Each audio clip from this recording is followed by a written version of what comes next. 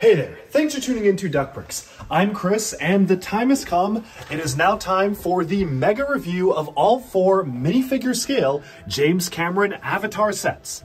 So over the past few weeks, we've been taking a look at each of the 4 individual minifig scale sets, starting off with the smallest one, which you can see right here, and working our way up each and every set as we go on until we got to the largest one, which is this one right here. But now it's time to combine them all, because every single Avatar set can actually be combined by using the foliage elements and putting them all together. And so for this mega review, not only will I be including clips from each of these single mini reviews of all of the 4 sets, but we also will be taking a look at all 4 sets all combined and sharing my thoughts on the wave as a whole and what I think they could do for the future.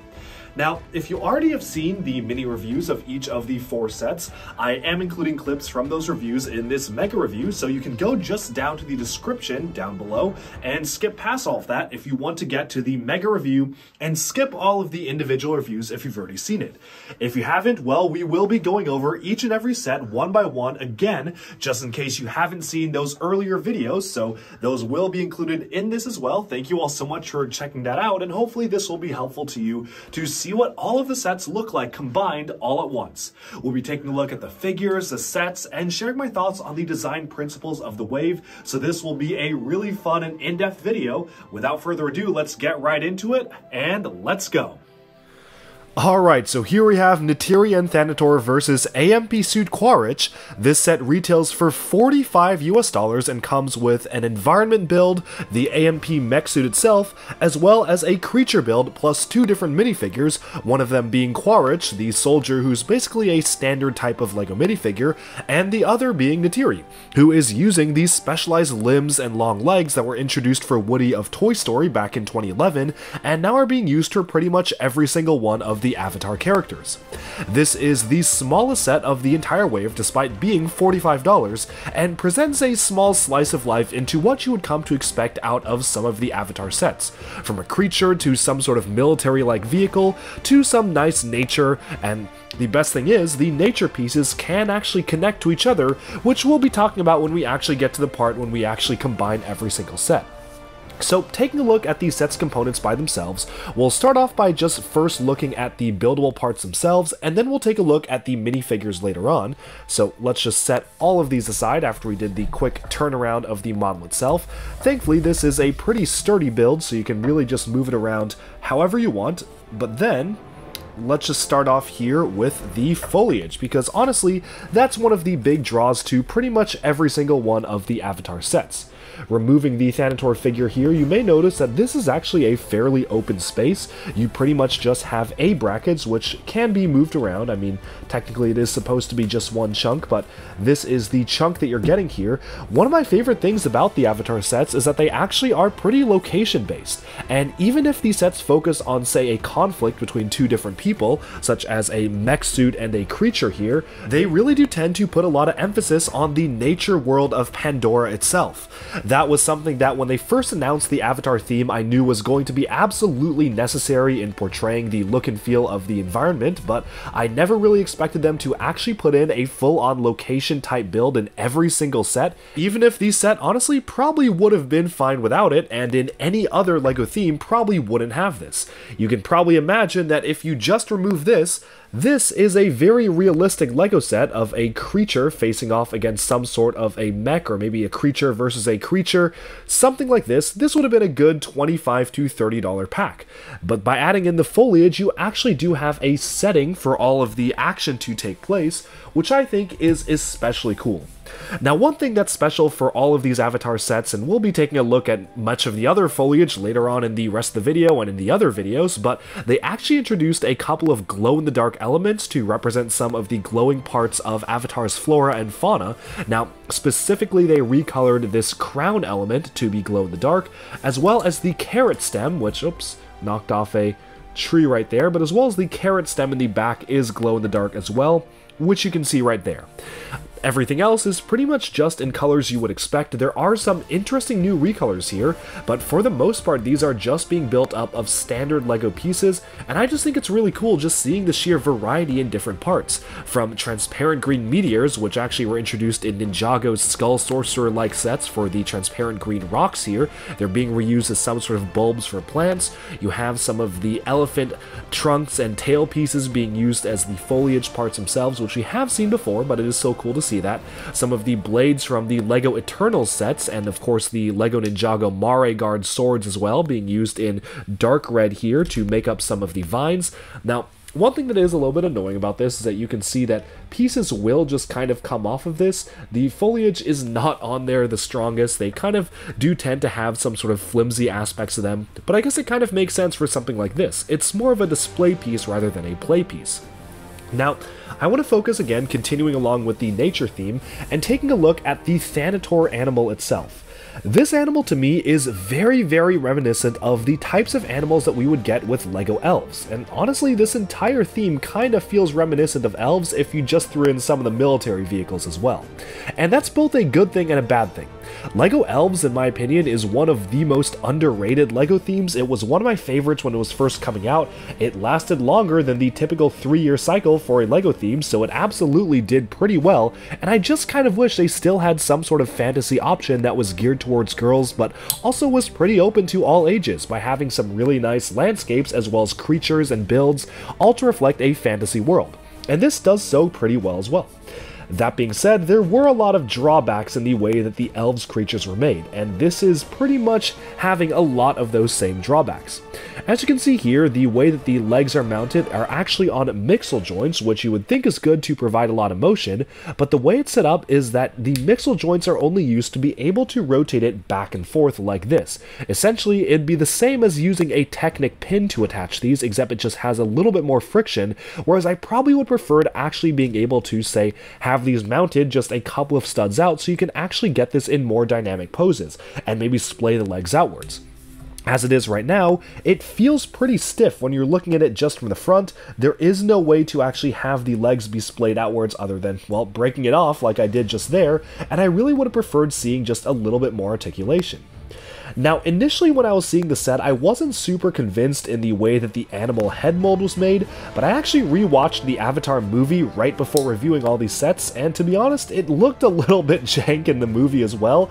This is a pretty good representation of what it looked like. Obviously, this was back in 2009 when CGI just really wasn't up to today's standards, and so you kind of have this weird, fleshy mass of a head here. I'm not the biggest fan of the way the head mold turned out, but I will have to say it certainly is very, very accurate. This does look a lot like how the creature looked like in the movie itself.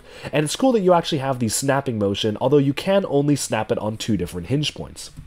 Now, in terms of the way that figures attach, you actually have the cords back here, which are a brand new piece introduced for Avatar to plug into the hair of each figure, which I think is really cool. And again, we will be taking a closer look at all of the figures later on, but I find it interesting how this basically depicts one of the final scenes of the movie, which is the final showdown between the villain and the heroes, but is one of these smaller sets, whereas some of the other sets focus on earlier parts of the movie itself. One other thing, just a last note that I have to say about the creature and the foliage, is that it's really cool because it actually does have a stand on the pieces of nature landscaping itself.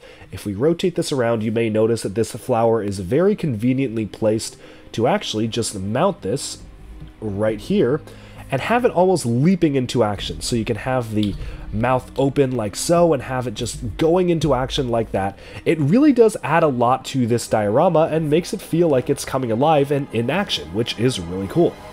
Now, moving on to the AMP suit, and honestly, this is probably one of my favorite things about the set.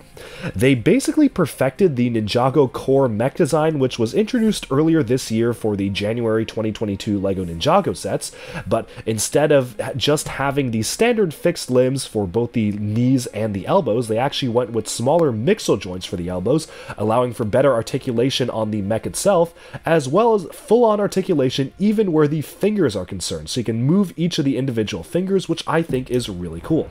Now, there is one major omission to this set, and LEGO designers actually did publicly address this. If anyone's seen the movie, you know that the AMP suits did not wield massive oversized chainsaws, although honestly that's pretty on brand for them. Instead, they wielded massive machine guns. This long machete knife-like piece is accurate, they did actually wield this in the movies, but the main weapons that all of these suits used were massive brick-built machine guns, which LEGO actually stated they did not want to lean too much into modern military-like stuff for Avatar. They specifically stated that they wanted the focus to be on the nature aspect of the sets themselves, but they did have to include some sort of military vehicles as well because they are very iconic parts of Avatar, so instead of including the massive machine gun, which probably would have been brick built and maybe LEGO wasn't super comfortable making a large machine gun being used as a LEGO toy, they instead just gave him a massive chainsaw. So I don't really know how I feel about this.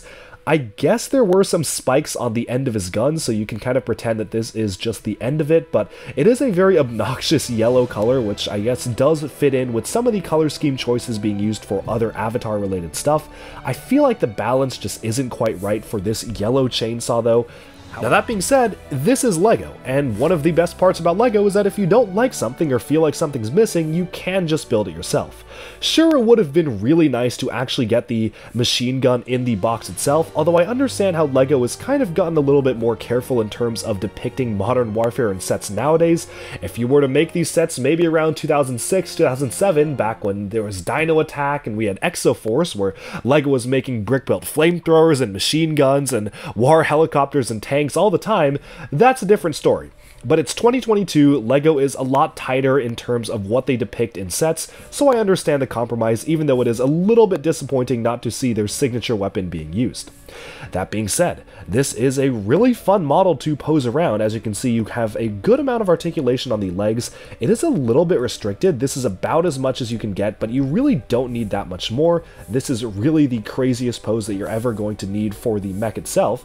The feet were constructed pretty interestingly because they don't actually attach from the front and back. This is literally just, I actually thought this was unfinished at first, just a 1x1 Technic brick being used on the back here, but surprisingly it works out pretty well, and you actually do have a good range of motion here where you can kind of rotate it all around. If you want the joint to kind of sit at a certain point, you can specifically choose where you want the joint to sit to really just get a completely different look and feel for the model itself, which I think is pretty cool. The one downside, though, is that when moving around the legs, it does tend to split open quite a lot. I think this is kind of a result of the limited articulation by the time you're actually moving the legs upwards. They tried to limit it such that they wouldn't have the mech falling over, but now that just causes it that whenever you move the legs, things will kind of tend to split open. But that is as easy as just kind of pushing it back together. It is kind of annoying, though. The arms, I have no complaints. You have pretty much perfect amounts of articulation on the arms themselves. The fingers are great to see, and of course you can open up the cockpit and remove the pilot himself to just have this as an empty docked suit as well. Now, talking about the set as a whole, to me this set is honestly one of the weaker Avatar sets, and there's a couple of reasons for that. For instance, you can see that I actually do really like the way the mech is built, but there are a lot of drawbacks to the design itself. Due to LEGO's policy in terms of not depicting modern weapons, they did not want to give him a very iconic weapon used in the film, and the animal has a lot of cons to it. Despite being a good and solid build, I definitely would have wanted more articulation out of the front legs. The head sculpt, while accurate to the movie, still feels a little bit non-LEGO-like to me. It's just kind of weird in how smooth it is, I think, and all in all, this kind of feels like a set that maybe would have come out a few years ago, back when LEGO building techniques weren't quite as refined. The foliage pieces are great, but they do fall off really easily. I definitely would have preferred them to actually be stuck in 1x1 hollow studs instead of just stuck in the R2-D2 dome elements there. And this honestly doesn't offer too much unique stuff for a particular Avatar set. That being said, if this was one of the only sets you were going to get from the theme, I think it provides a pretty decent balance between a nature-like creature, an actual nature build, which you can see there for the foliage and the plants of the jungle, and a military-like build. It's one of the only sets that has pretty much a slice of everything that you would see out of the Avatar theme. So while I don't think this is one of the more interesting Avatar sets, it's kind of ironic in that if you had to pick only one Avatar set to get and wanted the most variety, variety, I probably would recommend this because you get a creature, you get the plants, and you get a military vehicle. Whereas most other sets are either just focused on the creatures and plants, or just focused on a vehicle and some of the more military stuff. There isn't really a good balance or a battle set like we're getting here, so I definitely would recommend it for that reason. With that, I think we've summed up this particular review, and it's time to move on to the next set. Alright, so here we have set number 75572, Jake and Neytiri's first Banshee flight, retailing for $60 US. This includes 2 figures of Jake and Neytiri, and it also includes 2 Banshees, which are pretty much built identically but with different color schemes. Not really any way to avoid that because they are pretty much identical creatures, as well as one of my favorite parts of the set itself, which is an entire terrain piece being used to actually display the creatures in flight, which is really cool to actually see in motion and just adds a sense of dynamicness and movement to the model itself. One thing that is really cool about this is that it's both kind of a display set and a play set all in one. You can absolutely just take off the Banshees and switch them around and play with them, or if you want to keep them displayed, you can literally just leave it in this configuration and have what's pretty much the perfect display model for the Banshees in flight. Although, of course, for the purposes of the review, we will be taking a much closer look at all of these together. So let's now take a look at the set itself. So the first thing you may notice is that the builds themselves are honestly pretty repetitive. You get 2 of basically the same exact creature, just in different colors, although to be honest it makes a lot of sense for the movie, and I'd rather we actually got 2 different variants rather than just get one because it's pretty hard to build your own without the vinyl wing pieces. Still, I can't help but feel that maybe this set could have been and maybe should have been split up into 2 different sets. I think if they had a cheaper offering into the world of Avatar, given that the set was $60, let's say that this is $10 and each of these could be $25, that would have been a really cool standalone set. By just having one of the creatures and maybe one other character, it would have been a good entry point set for kids wanting to get involved with Avatar. But instead we have this $60 set, which does feature 2 creatures, which of course makes sense for the scene, but maybe could have been split into multiple pieces. Still, that being said, let's now take a look at the creatures themselves, which are obviously the main focus of the set. The way that the wings work is that you can actually cause them to flap up and down just like this, so it is a great setup like so. And you can also flip the back wings, so you can actually have these be flapping as well. There is just some sort of conjunction and overlap between them, so if you have this one all the way up and this all the way down, it will kind of tend to overlap there and just go past with the vinyl sheet. But thankfully, because it is just a vinyl piece, as long as you don't leave it overlapping, it generally is good to go. Now, the creatures themselves have quite the impressive wingspan, and while they are pretty simple builds, obviously as you can see on the underside, they're super similar to, say, Ninjago Dragons, where you just have the very skeletal vestigial wings here and then the vinyl piece above. I think they do the job just fine, and they actually introduced a new mold set for the heads themselves, which I think is really good. I had some previous complaints about the head mold for the previous creatures, which we saw on the smaller sets, just being a little bit strange and too smooth, but this I feel fits the perfect balance for LEGO, probably because it actually uses the LEGO Dinosaur Jurassic World mouthpiece teeth elements that are kind of molded into this lower jaw, which really does make it feel like it fits within the LEGO system. The way the creatures interface are with these specialized new rubber elements. You can actually use them to plug into the back hair sockets of the minifigures themselves, and there are holding points for the spears, which is really nice. Now, you can of course mount them wherever you want on this particular terrain. They really can just fit really anywhere on these stands themselves. As you can see, just kind of removing this one here, you can just get them in all sorts of different positions. And one thing that I really like about the set is that it doubles as both a play set and a display set. If you want to just play around with the creatures and swoosh them around, you can just remove them and play around with them.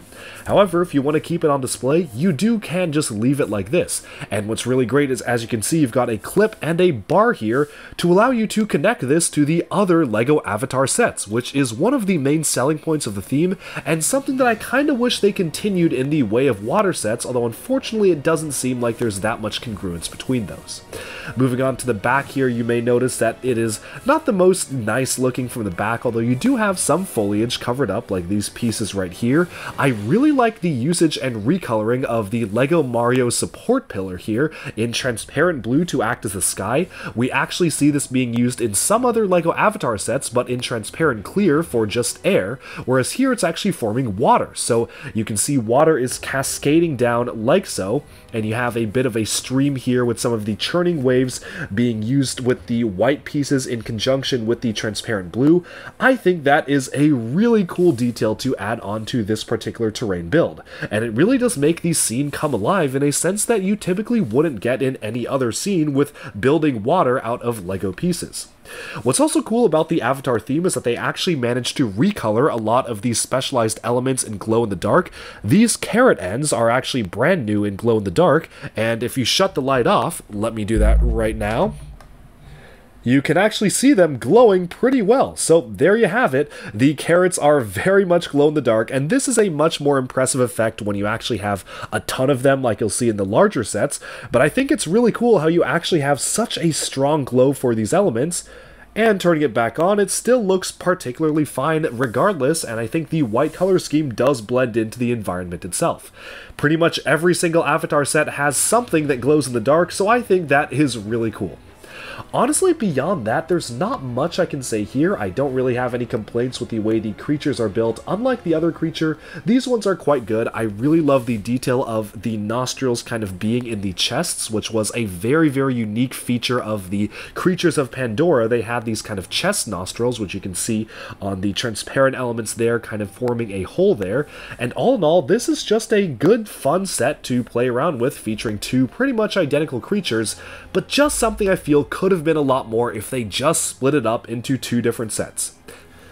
Alright, so here we have set number 75573, Floating Mountains, Site 26, and RDA Samson. This is a set that retails for $100 and comes with 5 minifigures, 2 of which being Pandorans, or I guess in this case avatars who are made to be Pandorans, and 3 regular human figures, which are some of the rarer figures of the line because typically we just got a lot of sets focused on the Pandorans themselves. This is one of the only Avatar sets that doesn't actually focus on a large piece of nature or a creature, instead choosing to focus on the hero-human faction. This was particularly one of the kind of modules of their base that they established up in the mountains near the second half of the movie, and we also have one of the famous icons of Avatar, which are these kind of floating helicopters or drone copter type things. There of course is a little bit of foliage, as you can see here, basically just a pedestal for the helicopter and flying vehicle itself, but for the most part, this is kind of just its own standalone thing based on the human factions, which is interesting because most of the other sets don't do that, and LEGO designers have actually explicitly stated that they wanted these sets to mostly just focus on the nature and wildlife of Pandora, making this rather large set one of the outliers in the LEGO Avatar wave. But is it worth $100? Well, you can probably guess what I'm going to say to that, but we'll take a closer look on the review and let me explain what I think of this set. Because out of all of the Avatar sets, I'm going to be completely honest, this one feels the most overpriced to me. That being said, there's still a lot of really good stuff to see in the set. It's not even that egregiously overpriced compared to many of LEGO's other offerings nowadays. I just feel that some of the sets are actually much better value. Like for instance, the Flying Creatures set, Jake and Neytiri's first Banshee flight was $60, which I think was pretty good value for it, and even the largest set, the Toruk, Makto, and Tree of Souls for $150, offers just so much more than this. But now let's take a look at the set itself. Okay, so here we have the main build of the set. We have, again, this foliage tower, one of the helicopters, as well as a selection of 5 different minifigures, one of which is piloting the vehicle here, plus a base that actually has a good amount of detail packed into it, and you can actually see and open up pretty much all of it.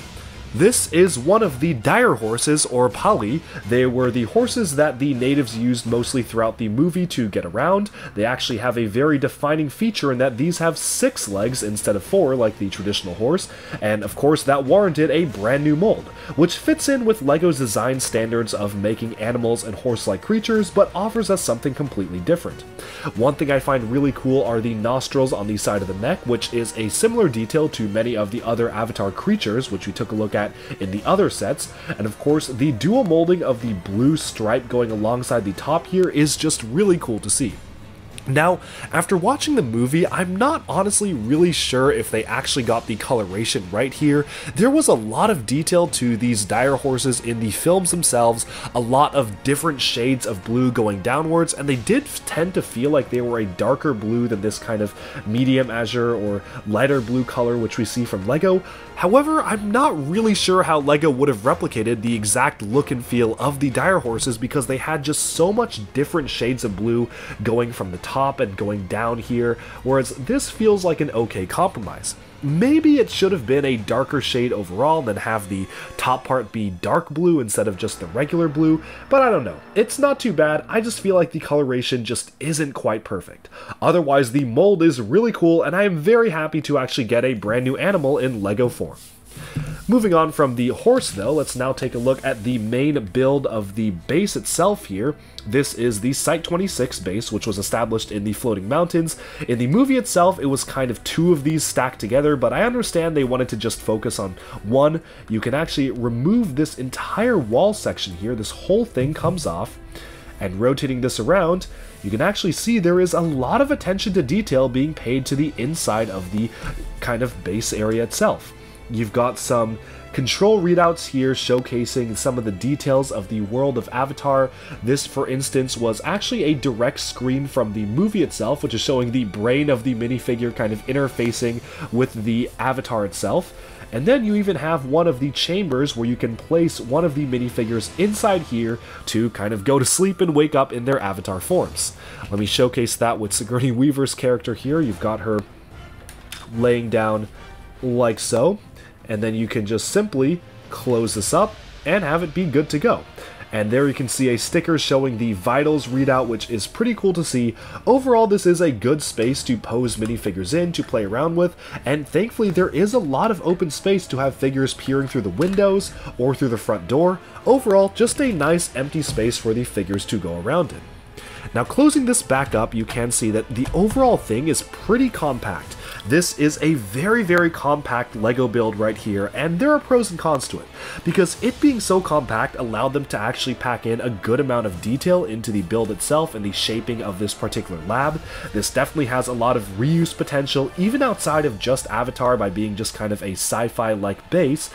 But I can't help but wonder, for $100, could they have at least included the other capsule as well? That way they could have actually had room for two pods, because they do include two figures to actually go into the pods in the set itself, but they only have one pod, so I think they probably could have managed to just duplicate this, have a connecting section, and just have a second stack of it, make it more accurate to the movie, and to be honest, I think they could have squeezed that in, maybe just skimped a little bit on the external detail by just featuring that, which I think would have been more accurate and also had a lot more depth and stuff to do with the set itself. Moving on though to the helicopter build as well as the foliage, this is as usual a really nice integration of the wildlife of Pandora into the build itself. As we mentioned in the reviews of the other sets, you actually have a brand new set of glow-in-the-dark elements being introduced for Avatar. Shutting the light off here, you can really see that these crown elements have a very strong glow to them. And after you actually combine all the foliage pieces together, it is just so satisfying to see that strong glow coming through, because it's really cool to just see the amount of effort they put into the placement of the glowing parts. Even though there's only 3 of them, it just looks really cool here, and I really like how they actually managed to include glowing elements to every single one of the Avatar builds. Now, the helicopter itself, let me just actually remove this so we can take a closer look. It's just attached by a single Technic pin, which is a very, very flimsy solution, which I was kind of surprised that it was holding on by literally just one pin, but I guess the base is strong enough that it worked out. We'll take a look at that in 1 second, but I just want to spend a little bit of time looking at the foliage itself. I love the reuse of the Lego Mario tower piece in clear. This was introduced to kind of act as a support beam for some of the Lego Super Mario buildable course sets, but they actually reused it for Avatar. They specifically mentioned that they were actually initially having the towers being built out of black bricks, and then just kind of hoping that the builders would kind of ignore them and pretend they were seeping into the background. But then when they saw the Super Mario team was developing this element, they decided to kind of co-opt it for the Avatar sets, and man am I glad they did that, because this really does feel like rocks are floating, which is really what you want to see. I love the way they have vines kind of creeping around, and overall, just a really solid piece of terrain build for something that isn't even really featured on the box art of the set itself. The set pretty much just advertises the main base and the helicopter, and you can kind of see bits and pieces of this in the background, but I think this is probably one of the strongest parts of the set. And again, much like many of the other Avatar sets, this works really well as both a play model and a display model, where you actually can use the helicopter, which is very swooshable mind you, to just sit there and be mounted on the top. But setting all these aside, I think it's time we actually take a closer look at this vehicle itself. We'll remove the pilot to take a look at the minifigures later on, but let's just take a closer look at this particular helicopter vehicle.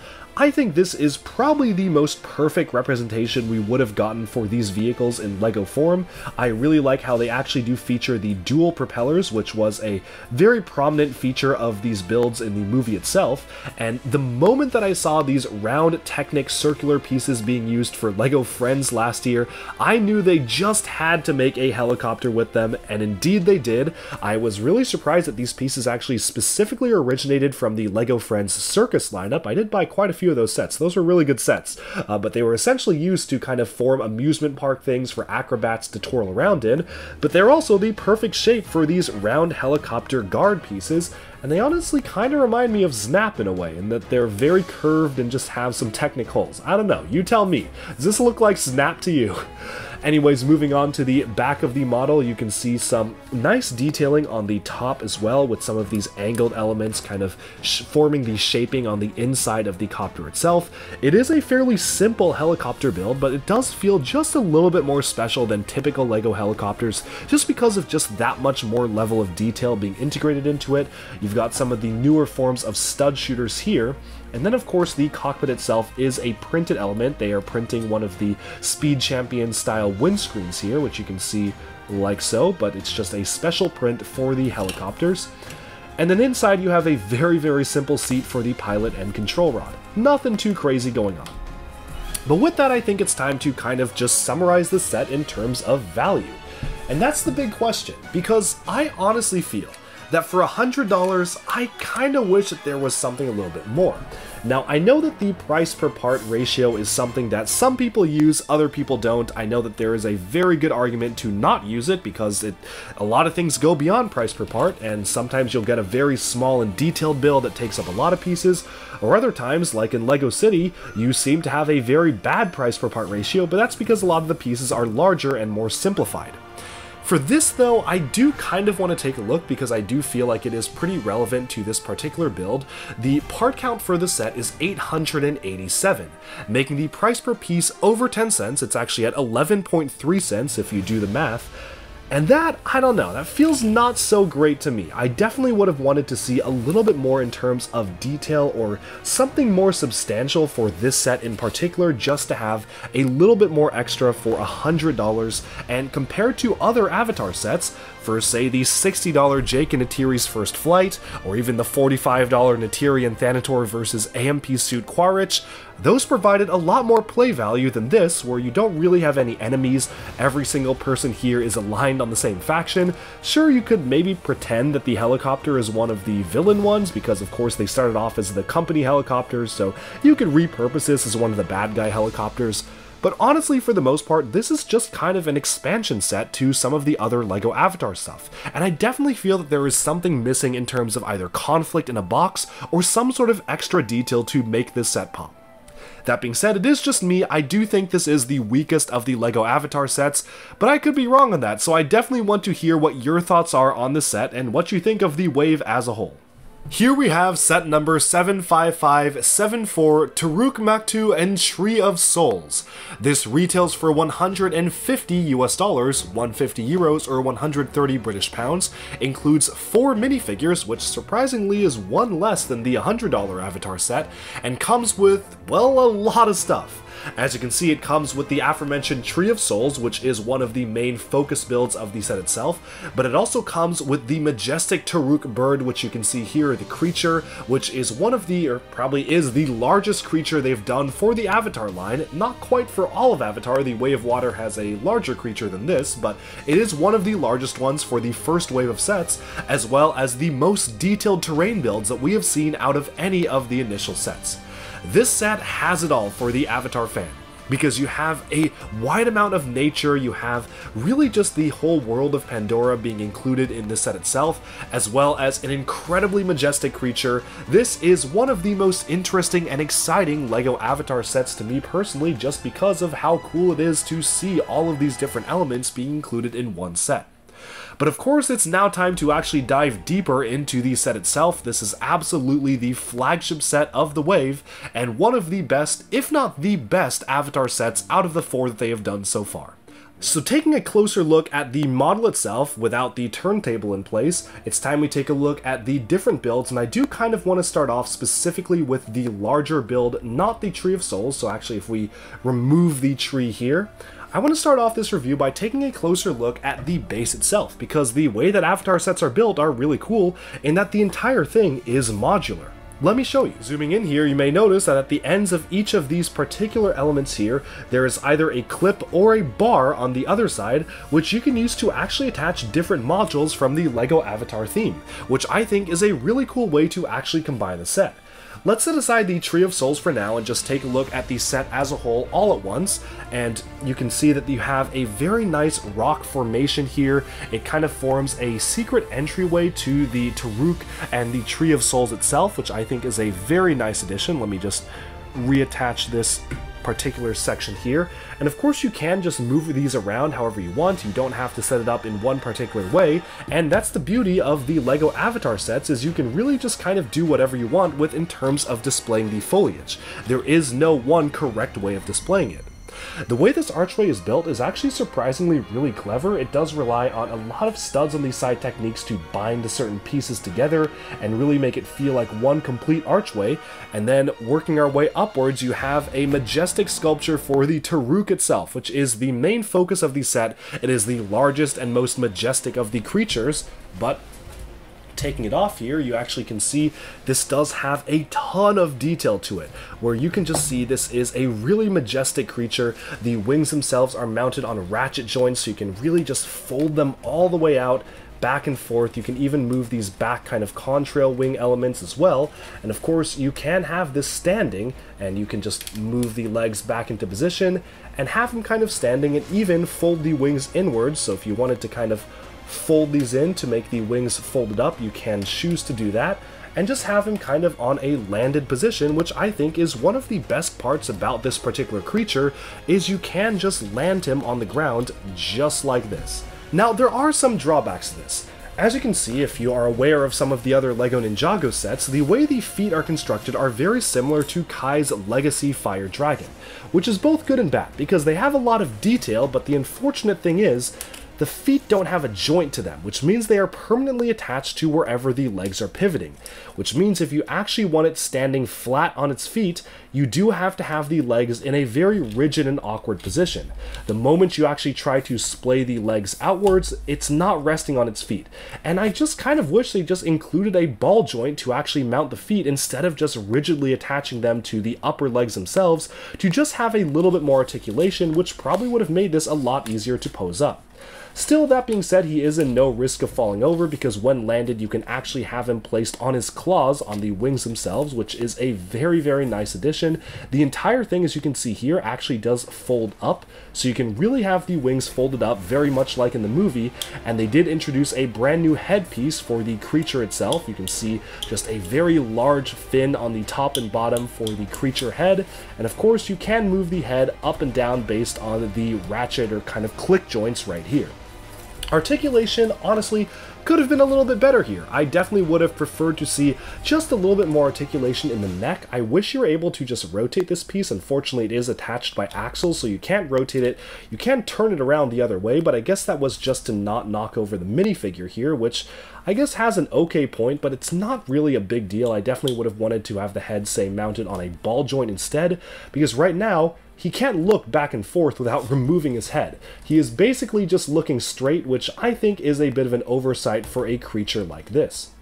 Even beyond that though, I think that the rest of the creature is quite good in his presentation, and in flight, 99% of these issues go away, because, well, being in flight allows you to not have to worry about the feet just being perfectly straight, and of course, it just looks so majestic in flight that this is just one of the largest creatures from the Avatar world, barely even fitting in within the realm of my camera here, and it just looks really cool in flight, and honestly, I forgive it for a lot of the mistakes when it is flying.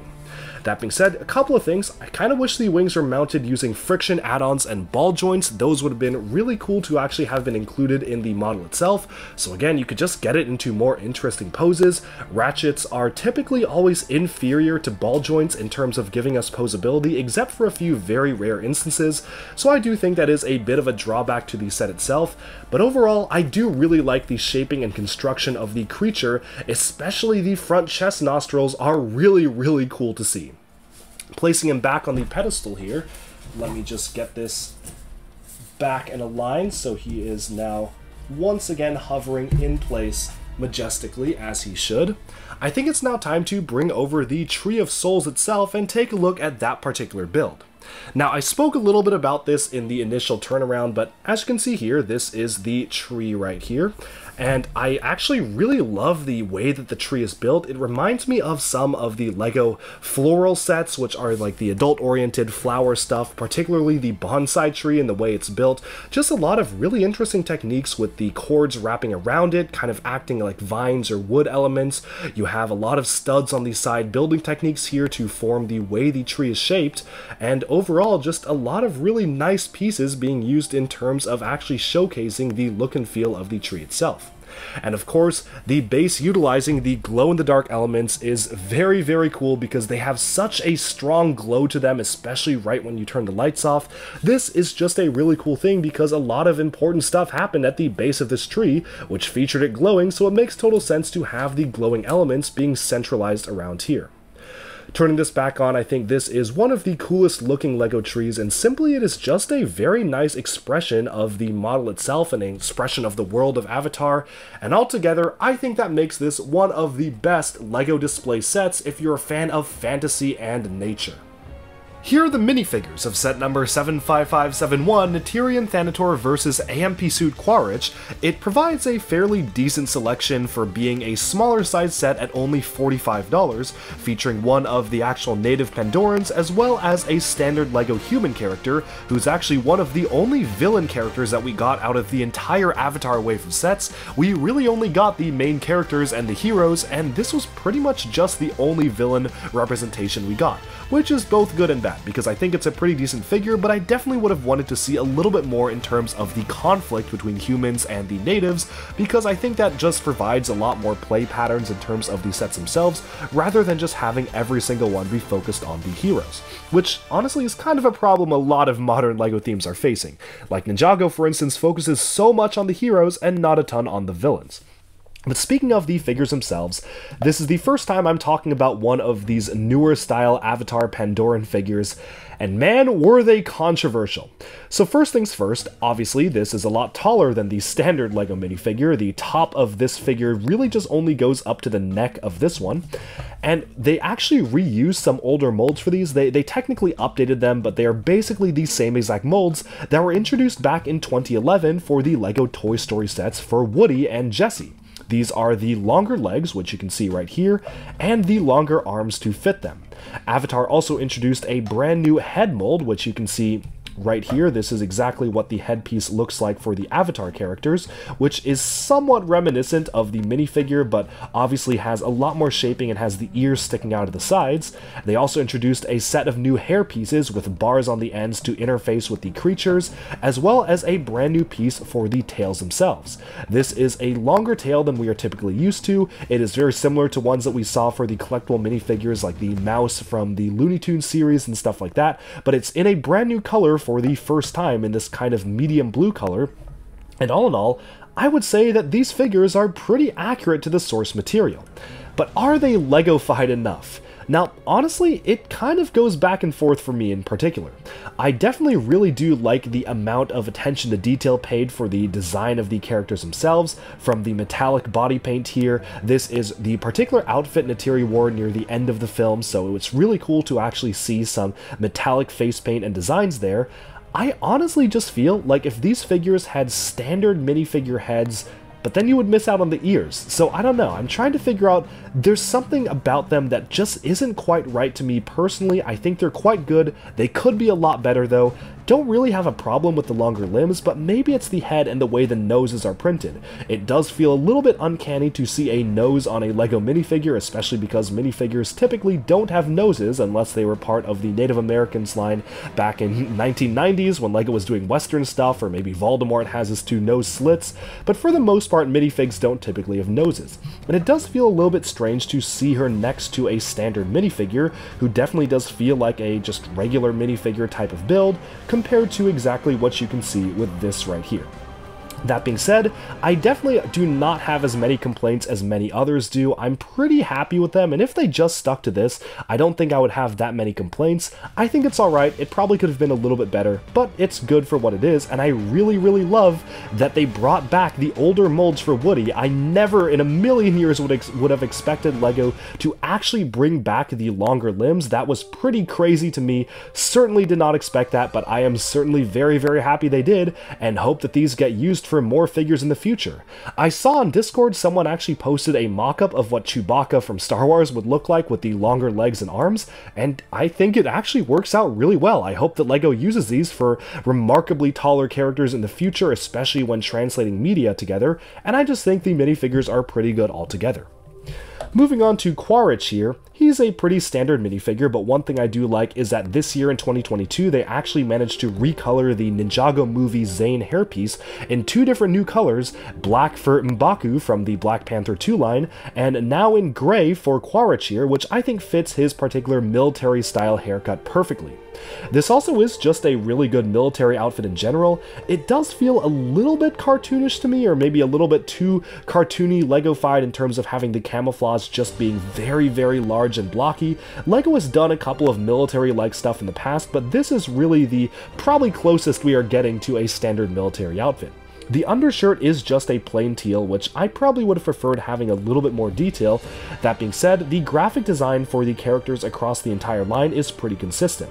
They're not superly over-detailed, but they're not under-detailed either. And as long as they're consistent, that's fine with me.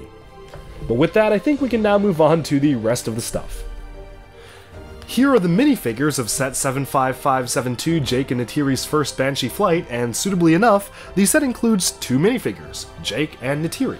For $60, to be completely honest, I probably would have wanted for the value for there to be at least one more minifigure. It's kind of strange to only get two figures in a $60 set, although understandably the focus was not on the figures themselves and absolutely on the builds. Although I think it still would have been nice to include maybe just some other random Pandorans who aren't the two main named characters, just to kind of flesh out the world a little bit, or maybe even some of the human characters. We are lacking on a lot of the villain figures.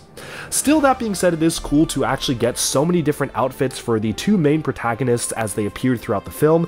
This was one of the first training scenes, so Jake doesn't really have any war paint or face armor on. He also has a smiling expression because obviously he was quite happy when riding the Banshee itself, and Neytiri herself is using kind of one of the first outfits that she appeared in the film, with the headdress here used for flight, so that is a nice specialized printed element there, and all in all, they are absolutely the bright figures to include in a set like this. I spoke a lot about the Avatar figures as a whole earlier, but if you just want to have a quick recap, obviously they have the longer legs and longer arms that were introduced for the Toy Story sets. I'm a little bit torn on these because I think that some could have been done a little bit better in terms of the noses. Just feel a little bit awkward to me to have large noses on minifigs, although I don't really know how LEGO could have done it any better. So as they are right now, I think this is not bad. They're a pretty good representation of the Pandoran creatures, and I think that if LEGO were to keep these the same throughout all of the future Avatar sets, I certainly wouldn't be complaining too much. But with that, I think it's now time we can move on to the next stuff. The minifigures of set number 75573 Floating Mountains, Site 26, and RDA Samson, plus one of the dire horses included in the set as well. And these minifigures are honestly probably some of the best we get throughout the entire theme. I think the set does provide us with a very good range of figures, including 2 avatars or 2 Pandoran-style characters, and 3 humans plus 1 Pandoran creature, which kind of balances it out a little bit.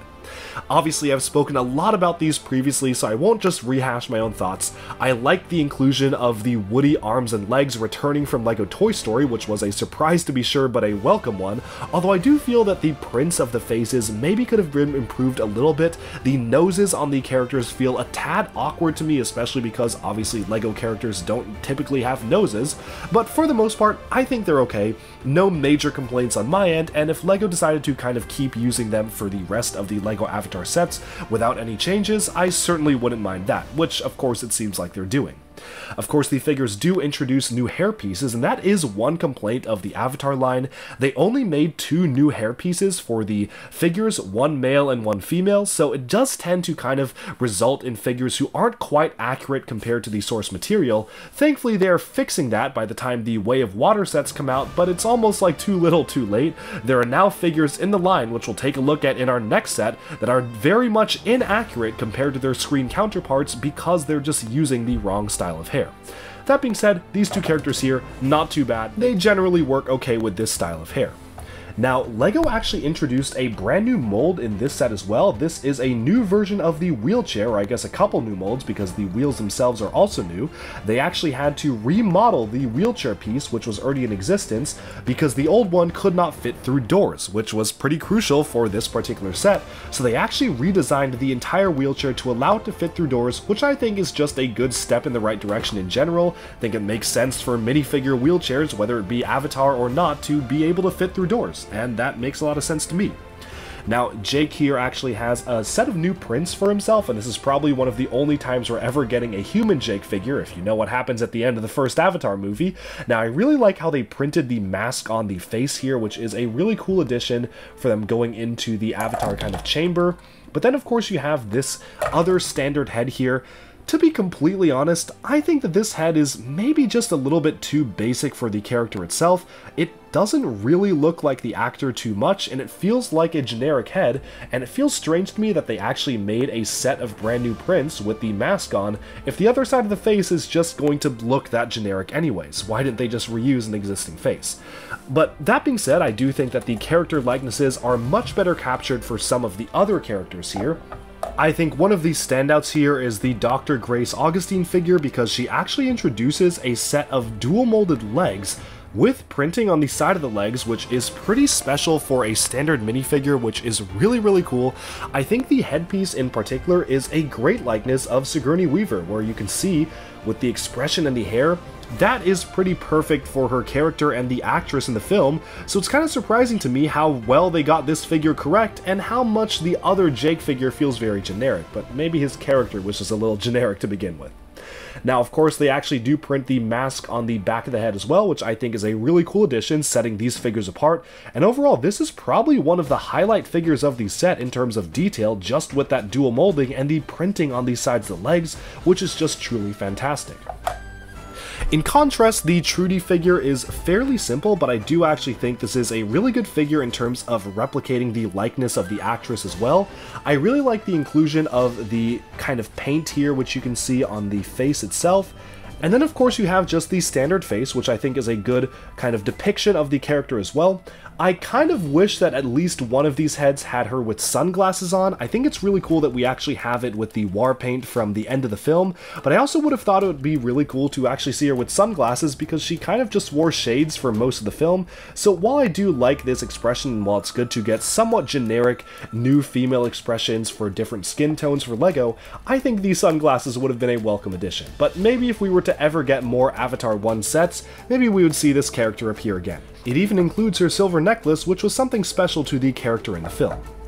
All in all, I think the minifigure selection from this particular set is one of the strongest out of all of the Avatar sets. The Na'vi figures are quite good in terms of their detail. It is fantastic, one thing I didn't mention, fantastic to get the long woody legs in a plain color that is unprinted. Those dark tan woody legs are going to be so useful, and 5 minifigures is a good amount, especially for an $100 set. Sure, maybe it would have been nicer to get just 1 more or 2 more for a set this expensive, but for the figures that we get, they are quite good, and I especially love the detail on Dr. Augustine here with the printing on the sides of the legs and dual molded legs. That is something truly special. But with that, we have summed up the minifigures from this set. Alright, so here are the 4 minifigures and 1 dire horse included in set number 75574 Toruk, Makto, and Tree of Souls. They include Jake Sully, Moat, Neytiri, and Sute, which I think were probably the only minifigures that really make sense to include in a set like this. I honestly can't really think of other figures that would have fit better in the scene. It would have been nice to get other figures, but I guess this is fine if you're only going to give us 4. These are the 4 to give us, especially with the spiritual leader and the warrior and whatnot. Now, I think that one of the flaws of LEGO Avatar really showcases itself here, because as you can see, there are only 2 different hairstyles used across the figures, female and male. And that means that Sute over here has an incredibly inaccurate hairpiece. He really kind of had a much shorter style of hair in the film itself, but now he's kind of relegated to having the exact same long hair as Jake Sully because they only made 1 new mold for the male figures of the Avatar line. The female figures are generally a little bit better because their hairstyles are fairly similar. It is just very glaring to have the wrong hair being used for Sute here, and thankfully, they did actually fix this for the LEGO Avatar Way of Water sets. The sequel sets did introduce a smaller hairpiece that is actually perfect for this character, but I can't help but wonder if they couldn't have just pushed that up by 1 wave. I understand that LEGO waves have mold restrictions and they want to kind of keep things restricted, but I think it would have been a lot more accurate to have just that kind of smaller bit of hair, because right now this is just a really inaccurate figure. That being said, the design language on these figures themselves are really great to see. I love the amount of small detail being factored into each and every one of the characters, and what's really cool is that there are no duplicate figures in the wave. Every single one of the Pandorans is 100% unique, and that means because they're having different outfits throughout the film, from training outfits to war paint outfits to all sorts of different looks and feels, every single one is unique across the different sets, which really represents an investment in the characters themselves and really trying to give us different variations of characters, which I think is really cool. We've talked about the dire horses before in the other reviews, but just to kind of recap these again, cool that they have 6 legs, a nice new animal print, not super sold on the color. I think the color could have been a little bit darker, but overall, not bad. Always good to get brand new LEGO animals and animal molds. Going back to the figures themselves, I also have talked about them quite a lot in terms of the other figure reviews, but just to kind of recap that, I love that they did bring back the woody long legs and arms. That was fantastic to see that mold being brought back. Super excited to see it maybe being used on something like, I don't know, Chewbacca in the future. I feel like would be pretty perfect to have these long limbs, or some other longer limbed LEGO characters. But overall, I think the heads, the nose detail isn't quite right to me in particular, especially when you view them from the sides. The noses, or lack thereof, feels quite awkward to me in general, but I definitely do like the look and feel of these figures. I don't have major complaints like some others do, and if they kept just using these for the other Avatar stuff, that would be totally fine. I've seen a lot of people online complaining and calling these like bootleg figures, and to be honest, I think I'll have to disagree on that. They definitely do still have the LEGO charm, they just feel a little bit uncanny compared to the standard minifig, probably just because of the noses. Everything else is pretty okay. But with all the minifigures covered, I think it's time to give an overall retrospective of the entire LEGO Avatar theme minifigure distribution. On this turntable here, we have every single LEGO Avatar minifigure, where you can kind of see the distribution, with 1 villain, only 1, a couple of minifigure heroes, 3 different versions of Avatar Na'vi Jake Sully, and 1 regular human version of Jake Sully, and we actually have these versions corresponding to different stages throughout the film, from a standard training version, to one where he was flying for the first time, to the final war paint version, and the same goes for the counterpart here, Neytiri. You have the final war version, the flight version, and the standard initial outfit. We also have 2 native Na'vi, specifically the Chieftain and Tsute here, as well as one of the other human characters in avatar form featuring the dark tan legs, which is really cool to see because those are special long legs in dark tan. Overall, I think the minifigure selection is okay. It does feel very, very misbalanced from hero characters to villain characters, but as LEGO said, they didn't want to emphasize too much on the military aspect. They really wanted to only focus on the world and the natives and the alien life, so it totally makes sense that the vast majority of the minifigures are native to Pandora. I do just kind of wish there was just one more set. If there was a 5th set that focused on, say, the gunship or some of the villain factions like the Jet or whatnot, featuring a few more enemies to fight, I think that would have made a little bit more sense rather than literally just Quaritch being the one villainous character, because there were at least a couple other standouts. We had the evil businessman guy in the film, and we also had a ton of just generic soldiers that would have been just useful to see, but maybe LEGO didn't do it because they wanted to keep the focus away from modern military and more on the fantasy aspect. Now, in terms of the minifigures themselves, I have beat this topic to death in my individual reviews as well as the look-back reviews just now, but I just will have to say that they are not honestly as bad as many people are making them out to be. A lot of people I know have big complaints about the way that each of these characters look, and in terms of they just look very uncanny, or maybe the longer kind of Na'vi characters look like bootlegs, and I don't think it's that overblown. I'm kind of a fan of the way that most of them are made. I love that they brought back the woody long legs and long arms. That was fantastic. I'm really glad they did that, and the only complaint is that the noses, especially from the side, feel a little bit awkward to me. The side profile being, of course, LEGO minifigures not having any noses in general, just makes the art style feel a little bit awkward when we're looking at the figures as a whole, but overall, no huge complaints, and I'd be totally fine if they just kept using these for the rest of the Avatar line with little to no changes. The human characters, aside from Jake himself, are actually pretty good standouts themselves. Jake's face is a little bit generic, but maybe that's because his character is a little generic, but for the most part, the actual human characters do have a lot of detail to them, from dual molded legs to alternate faces, really capturing the likenesses of actors. It's just really cool to see that much detail being included, and a shame that, as you can see here, they only made 2 new hair pieces for the Na'vi characters, male and female, which means that a lot of them, especially Tsute here, are very, very inaccurate. I do understand if they had kind of mold restrictions, because obviously the focus is just on Jake and Neytiri, so they kind of just made their hair pieces and forced everybody else to use their exact hair pieces, but I just kind of wish that they added some more variety, because again, they have made new Na'vi hair pieces for the Avatar Way of Water sets. If only they could have had these in the initial wave. Still, that being said, I think we've beat the figures to death in the individual analysis of them for each of the individual sets. I just think it's really cool to see just this much variety in terms of different outfits, and it's also really cool to see the clear progression of the same character kind of evolving over time.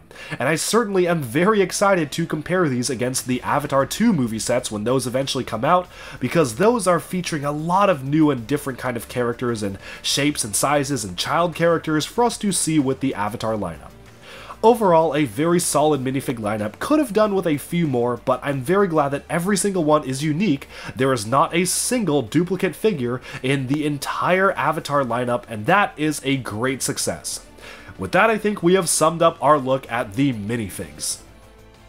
And with all the minifigures summarized, I think it's now time we take a look at every single set in the theme as a whole. With my major complaint surrounding the minifigures being that, well, they basically just share 2 hair pieces among them, that will thankfully be rectified in the newer Avatar sets, and for the most part, the figure selection is fantastic. The only other downside to that is that they pretty much are just repeats of the same exact characters. We get 3 different versions of Avatar Jake and 3 different versions of Na'vi Neytiri, and that really does kind of tend to leave out on some sort of other characterization for even just some generic soldiers or generic aliens and other natives to the land. I feel like maybe one thing Avatar could do a little bit better is just by including other figures in these sets that actually just flesh out the world more than just the main characters, because it becomes very obvious immediately that you're just basically looking at the main characters when you're playing with these sets. Beyond that though, one of the coolest gimmicks, or one of the coolest features that have been built into the Avatar sets is, well, the reason why we are making this massive Mega Review video, and that is the fact that you can actually combine every single piece of landscape into one massive diorama. Now, obviously, it is LEGO, you can pretty much just set it up any way you want. Here's just one example of the many different configurations you can do. Here I've tried to kind of split it up between the military stuff and the creatures and the trees and the flying creatures like the Banshees and the Toruk in the back there, and it's really interesting how it provides a really nice glimpse into the world of Pandora, where you can really just see how well each and every single module works together. Despite these sets presumably being designed by different people, it really does feel like there is so much design language being shared among these sets themselves, and there's a lot of really great detail to be had in combining each of the sets. But again, this is just one configuration, and there are many different things you can do with it. So setting aside the mobile base here and all the minifigures, for example, I'm going to try to combine this in some sort of a different configuration, which is obviously the entire point of having all the Avatar sets. It's so you can actually do stuff like this. And you can see that you can pretty radically change the look and feel of your particular environment just by changing around these modules. So let's take a look at all the modules that we have. First of all, we have the Jake and Neytiri's First Flight on Banshee set, so that kind of acts as its own module. It didn't come with any other separate stuff. And then we have these smaller modules from the Toruk set. These are basically little bridging modules, which you can use to allow the flying things not to come together. You have the main kind of final fight with the boss set, the $45 set, then you have the smaller module being incorporated into the main RDA site and mountains, the floating mountains one here with the helicopter, and then just another little small module for the Toruk set plus the large archway. So let's see what we can do by combining all of these. Setting aside the archway there, I think one interesting thing could be if I actually managed to have all of the flying creatures together, be it the Banshees or the Toruk itself, to kind of signify that one scene in the movie where all of the flying creatures were kind of going together in unison, and here's where you can really see the power of all of the different modules being put together in this particular build. So setting aside some of these other ones here, let me just particularly attach this one right here, which is the particular kind of smaller landscape set, the $45 set here, and I think that fits well with the other small module from the Site 26 and Floating Mountain set because they kind of act standalone. One of them is lower and one of them is higher. And then we can go ahead, take one of these small modules here, and actually that works out quite well. It's a bit obscured by the Banshee wings, but you've got some pink flowers there that kind of go together with the pink flowers on the archway.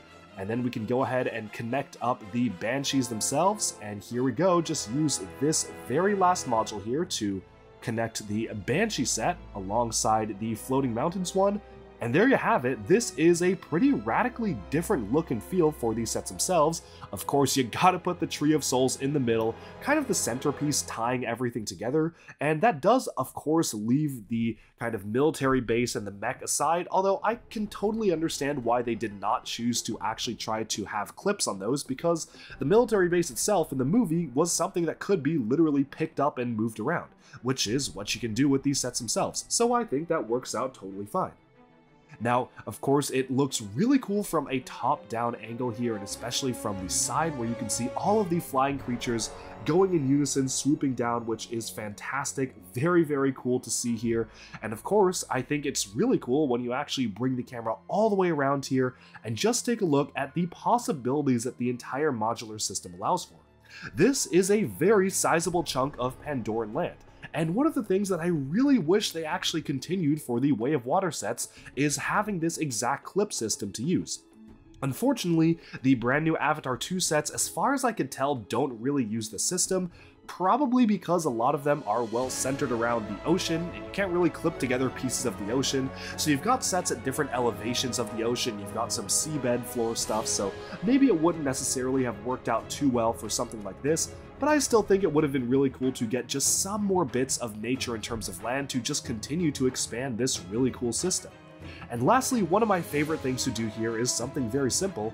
It doesn't need to be fully closed up, so what I'm going to do is just separate out one piece right there and leave every single other piece attached, remove the Tree of Souls temporarily here, and this just allows for a completely different look and feel.